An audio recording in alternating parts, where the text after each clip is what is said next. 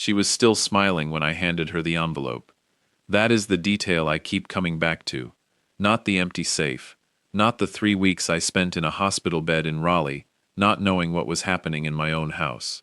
Not even the moment I walked through my front door and found her standing there with that smile arranged on her face, like a piece of furniture she had placed carefully and expected no one to move. The smile. Because a person who has done what Vanessa did and can still arrange their face into something that looks like warmth when the man they did it to walks back through the door, that person has been practicing for a long time. That kind of smile does not come from nowhere. It is built, rehearsed, worn in until it fits like something natural. I had been watching that smile for 6 years without understanding what was underneath it. I understood it the morning I came home. My name is Harold Briggs. I am 69 years old. I spent 34 years as a general contractor in Durham, North Carolina, building custom homes in neighborhoods that now sell for 3 times what they cost to build, which is either a testament to the work or to the market, and probably both.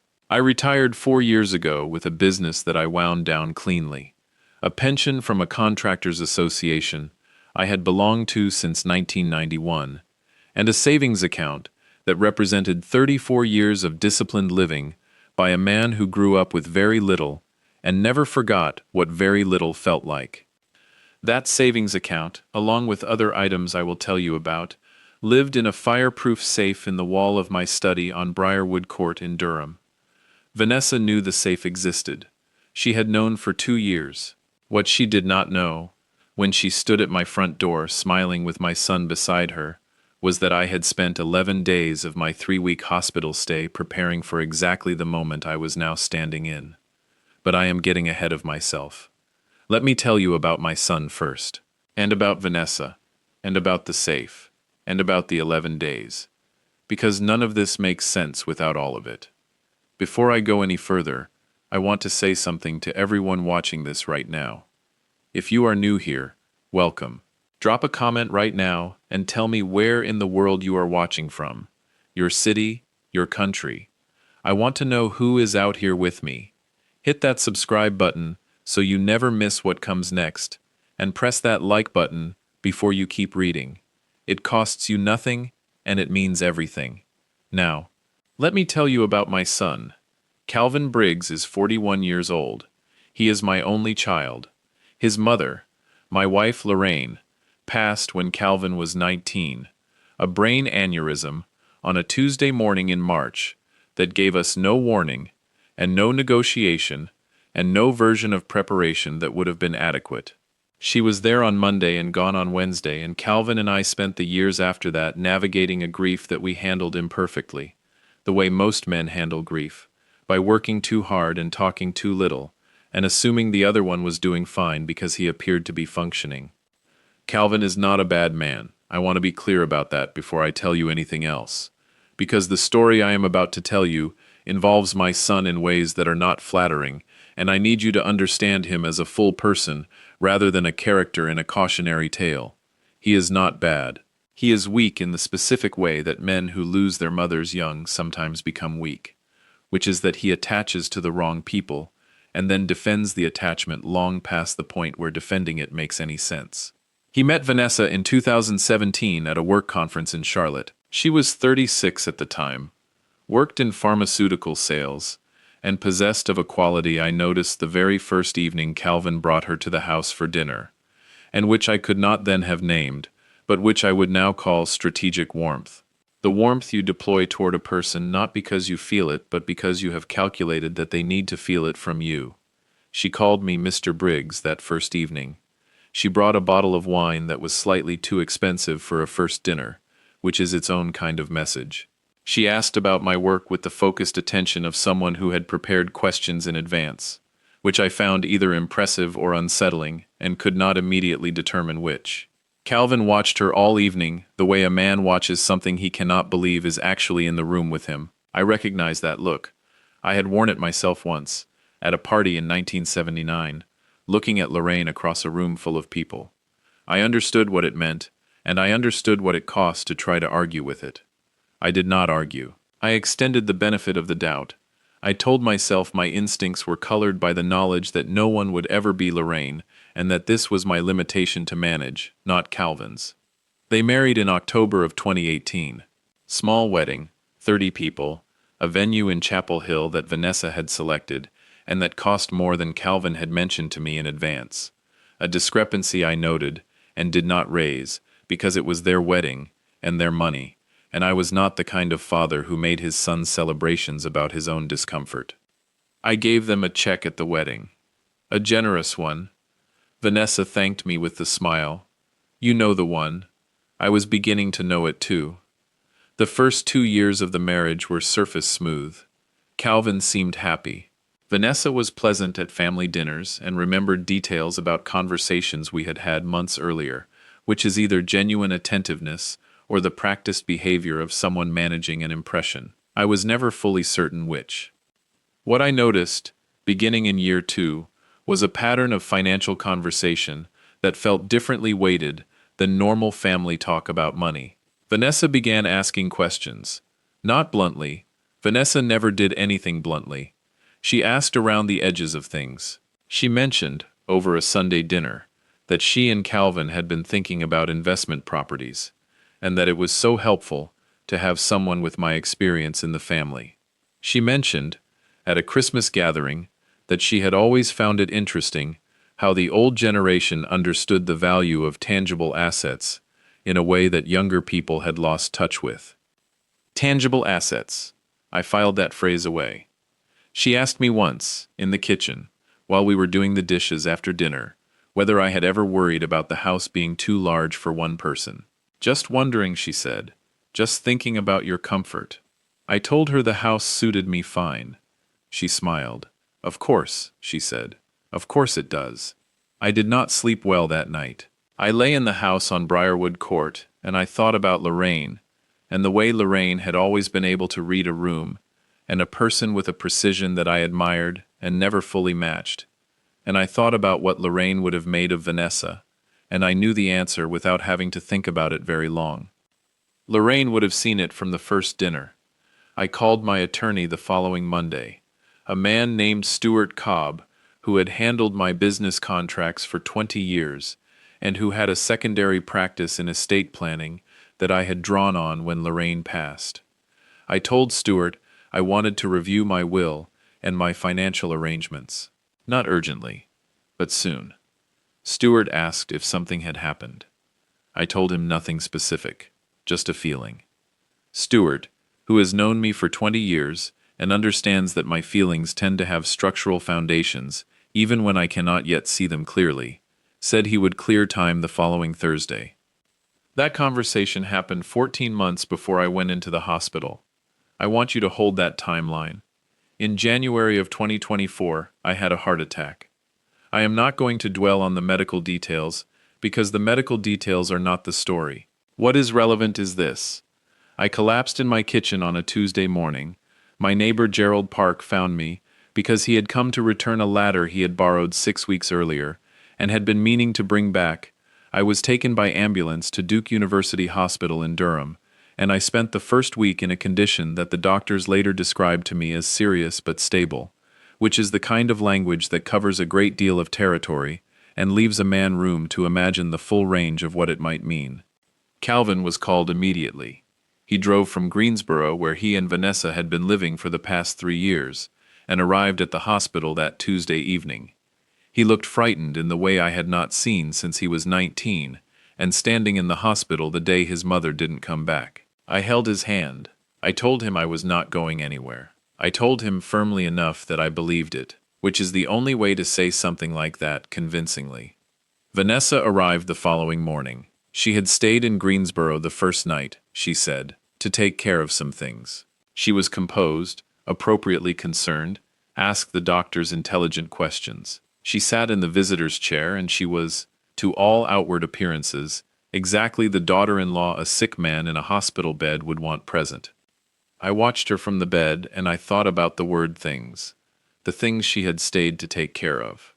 On the 4th day, Calvin told me he and Vanessa were going to stay at the house on Briarwood Court while I was in the hospital, to look after things, to make sure everything was in order. He said it in the gentle tone of a son who believes he is being helpful. I looked at his face and I saw that he believed it completely. Calvin was not performing concern. Calvin was genuinely concerned and genuinely believed he was doing the right thing. I told him that was fine. I gave him the spare key that I keep in the drawer of my bedside table at home, which Calvin knew about because he had grown up in that house, and which was the only key I gave him. I did not tell him about the other key, the one on the same ring as the spare, one key further down, the small brass one that opened the safe in the study wall behind the panel of bookshelves that Vanessa had asked about once, casually, during a conversation about home renovation, and which I had described as a utility panel for the HVAC system. It was not a utility panel for the HVAC system. On the 11th day of my hospital stay, I was well enough to sit up and think clearly and hold a phone for longer than 10 minutes. The doctors were moving my recovery in the right direction. The prognosis was good with lifestyle adjustments I was already planning to make. I would be in the hospital for approximately another 10 days, and then I would go home. 10 days was enough time. I had been thinking for 11 days. Now I was going to act. I called Stuart Cobb from my hospital bed at 9 in the morning. Stuart answered on the second ring. "Stuart," I said, "I need you to do several things, and I need them done before I leave this hospital." He did not ask why. "Stuart has known me for 20 years. He said, 'Tell me what you need.' What I told him took 40 minutes. He took notes. He asked precise questions at precise moments, which is why I have used him for 20 years. When I finished, he said, 'Give me 72 hours on the structural pieces and 24 on the document you're describing.' 'Get it done,' I told him. He got it done.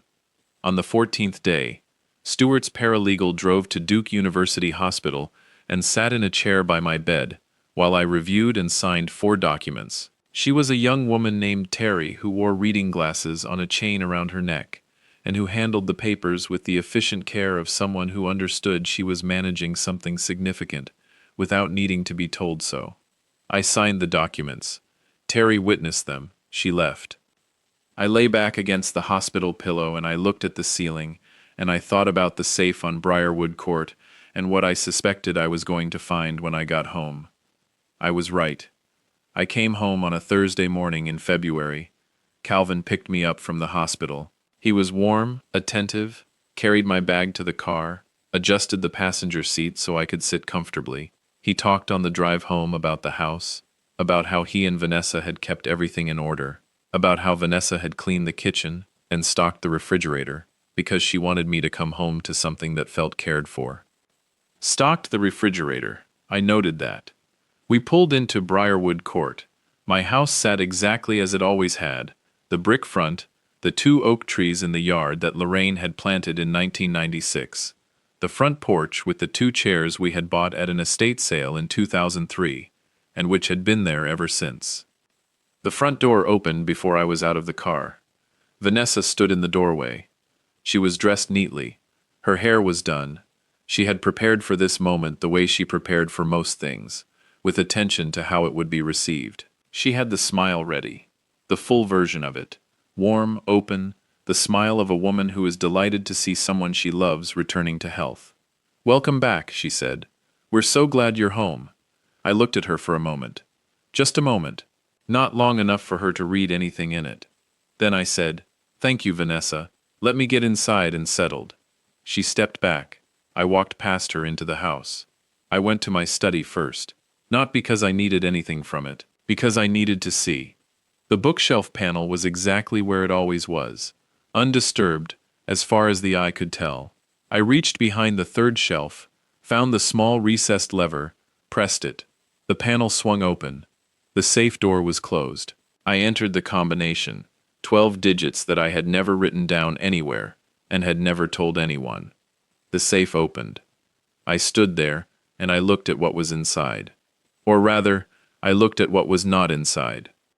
The cash I kept for emergencies. Gone. $3,800 in mixed bills I had maintained in that safe for 15 years, as a practical holdover from growing up in a household where the bank felt less reliable than the house itself. The jewelry, gone. Lorraine's engagement ring, her mother's bracelet, A pearl necklace I had given her on our 20th anniversary. Gone. The items I had always planned to give to Calvin's children when the time came, the physical connection between Lorraine and whatever generation came after. Gone.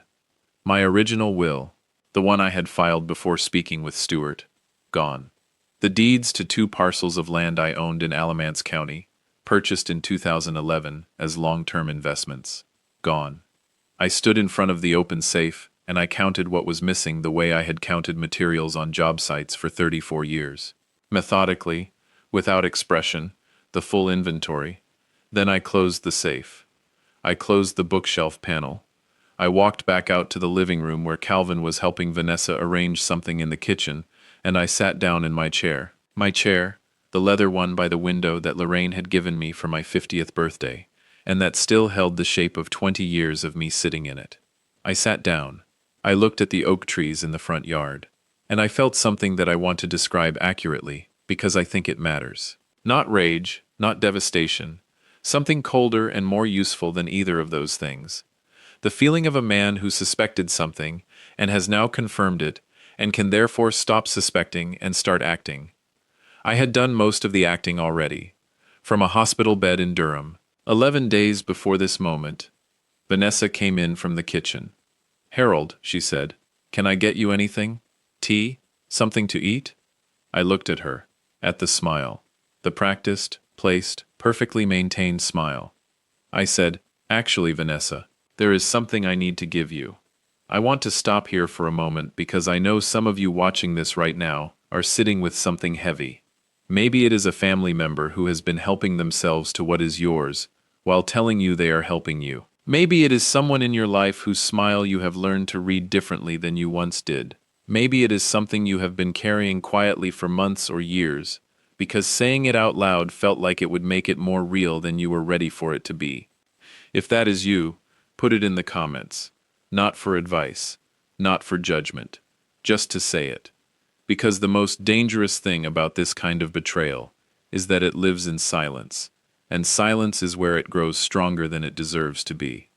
Tell me your story. I read every single one.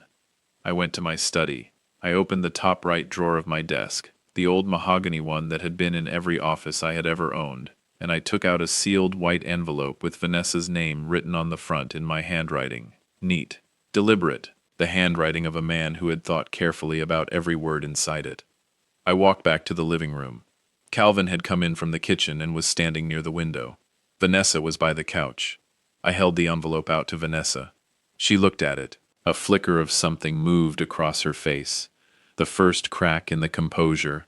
The first moment where the smile hesitated before it re-established itself. "What's this?" she said. "Something you need to read," I told her. She took it. She looked at Calvin. Calvin looked at me with an expression I could not entirely read, but that contained, I thought, the beginning of a question he was not yet ready to ask. Vanessa opened the envelope. "I am going to tell you what was in that envelope. But first I need to tell you what Stuart Cobb had built in 72 hours from a hospital room phone call, because the envelope was only one piece of it, and the piece that landed first, but not the piece with the most weight. When I called Stuart from my hospital bed on the 11th day, I told him 4 things I needed done. The first was a new will, completely rewritten. The previous will, the one that had been in the safe and which Vanessa had now taken, had been drafted 7 years ago and had left everything to Calvin outright, with no conditions or structures around it. The new will was different in ways that I will describe in a moment. The second was a letter to my bank, specifically to the branch manager at First Carolina Bank on Fayetteville Street in Durham, where I had banked for 26 years. The letter formally notified the bank that effective immediately, any attempt to access, transfer, or inquire about any account held in my name by any party other than myself required my direct written authorization with a specific verification code that I established in that letter. Stewart faxed it the same day. The third was a call to the Alamance County Register of Deeds. The land parcels Vanessa had taken the deeds for were recorded in my name in the county register, which meant the paper documents in the safe were copies. The originals were in the register. Taking the copies did not transfer ownership. It gave the appearance of a tool that did not actually do what it appeared to do. I had Stewart confirm the register records were clean and unencumbered, and flag my account for any inquiry or transfer request requiring additional verification. The fourth was the envelope.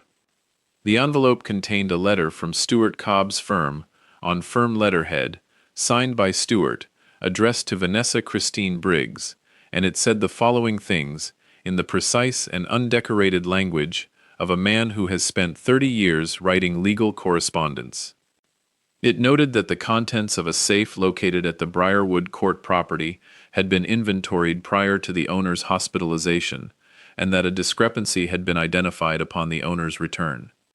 It noted that the items in question, specifically the cash, the jewelry, the will copy, and the land deeds, had been catalogued with photographs and appraisals completed in December of 2023, 1 month before the hospitalization, as part of an estate planning review, and that this catalog was on file with Stewart's firm and with a secondary copy held by a notary in Chapel Hill.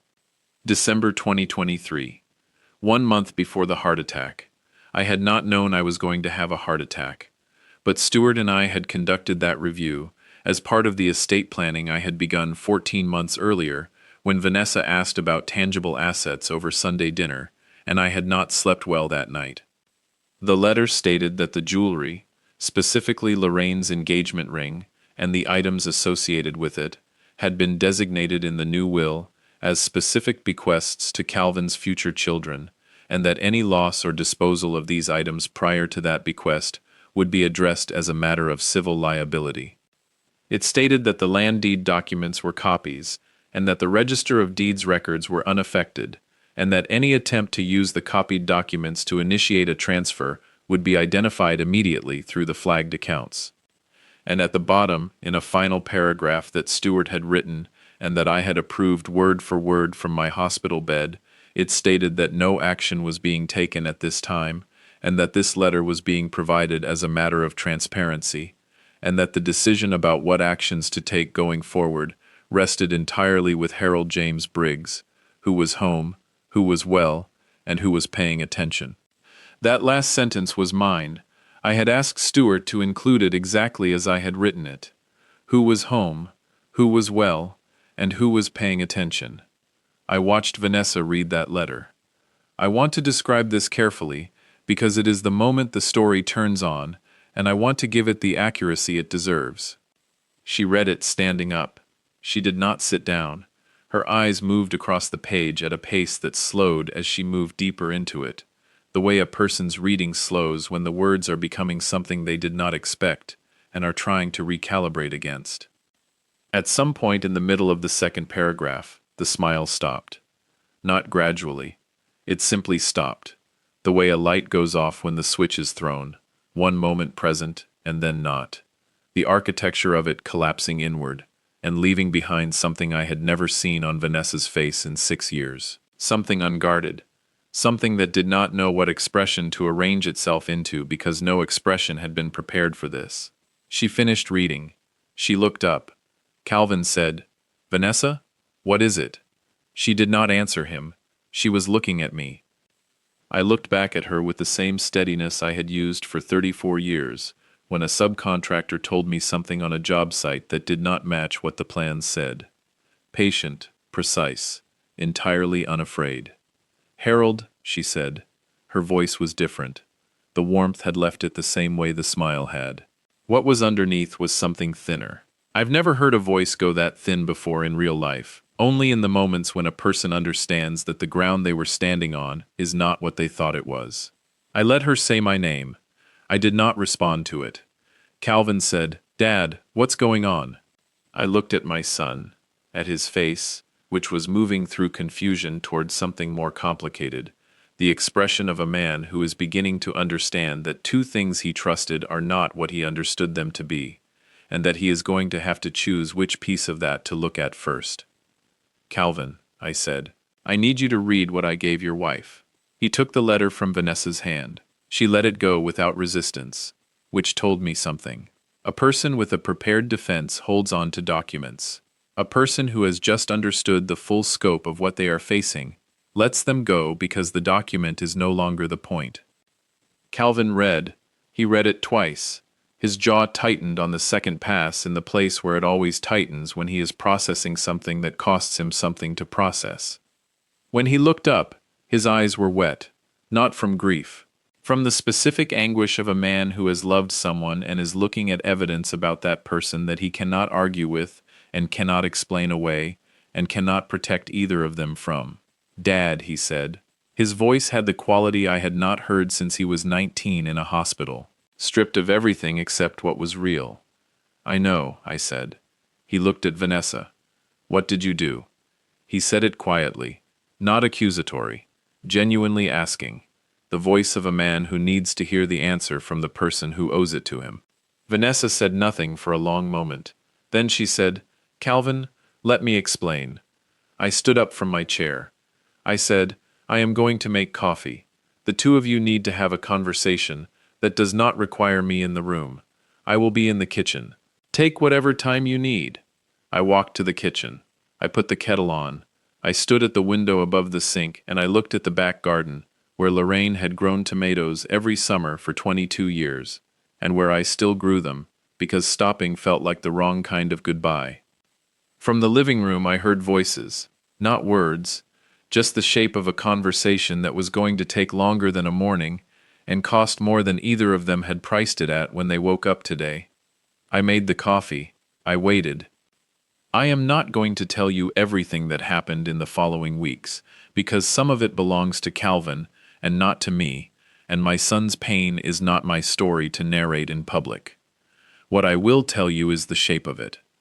Vanessa had taken the items from the safe on the 5th day of my hospitalization. She told Calvin this directly when he asked her directly, which is the one thing I will say in Vanessa's accounting, that when the envelope removed the possibility of denial, she did not attempt to construct an alternative version of events. She told Calvin what she had done. She said she had panicked. She said she had told herself it was temporary. She said things that Calvin would need to decide for himself whether he believed, and I was not going to make that decision for him. The cash was gone. I accepted that. $3,800 was not nothing, but it was also not the thing I was fighting for. The jewelry was returned within 48 hours.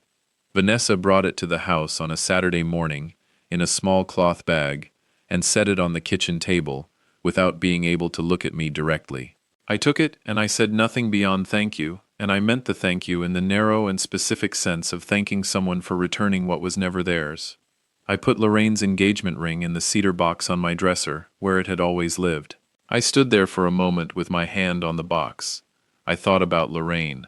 I thought about what she would have said if she had known what her ring had spent 11 days in the hands of a woman who wore a practiced smile in doorways. She would have said something sharp and precise, and probably funny, because that was Lorraine, and then she would have told me I had handled it correctly, and I believe she would have been right. The will situation resolved itself through Stuart's office. The new will was in place and properly filed. The copy Vanessa had taken was precisely that, a copy. It carried no legal weight against the filed document. The land deeds were never in any real danger, as I had known when I called Stuart from the hospital. But knowing something is safe and confirming it are two different things, and confirmation has its own value. Calvin and Vanessa separated in April.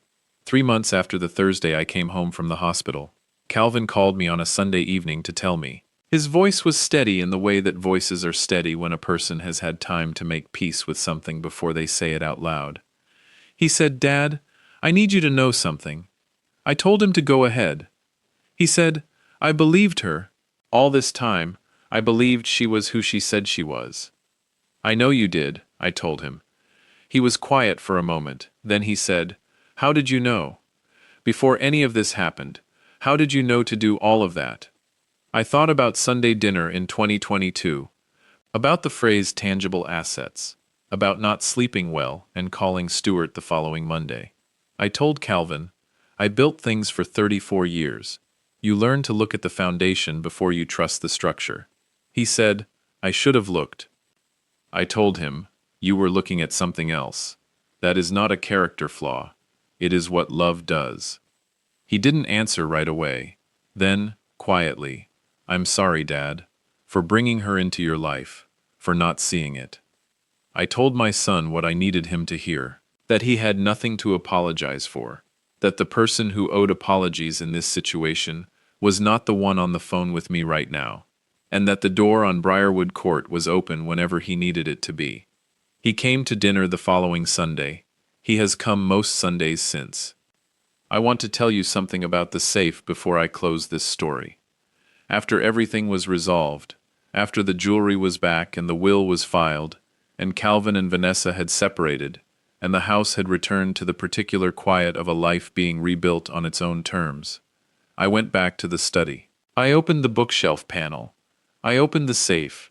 I put Lorraine's ring back in the cedar box, as I said, but before I did, I held it for a moment in my kitchen under the light. It is a simple ring, a solitaire on a plain gold band. I bought it in 1979 at a jeweler on Fayetteville Street in Durham, with money I had saved for 14 months working construction jobs after high school. It cost me $420, which was every cent I had, and then some I borrowed from my Uncle Gerald, who I paid back over 8 months, and who never once mentioned the loan after it was settled. Lorraine wore that ring for 41 years. I know every angle of it. I know the way the stone catches light in a room, the way she caught light in rooms, the particular quality of it that makes other things in the vicinity look slightly less bright by comparison. I stood in my kitchen and I held it, and I thought about 41 years, and about a heart attack on a Tuesday morning, and about a woman in a doorway with a prepared smile, and about 11 days in a hospital bed, where I had been more clear-headed than I had been in years. The way a person gets clear-headed when the noise is removed, and the only thing left is what actually matters. What mattered was the ring.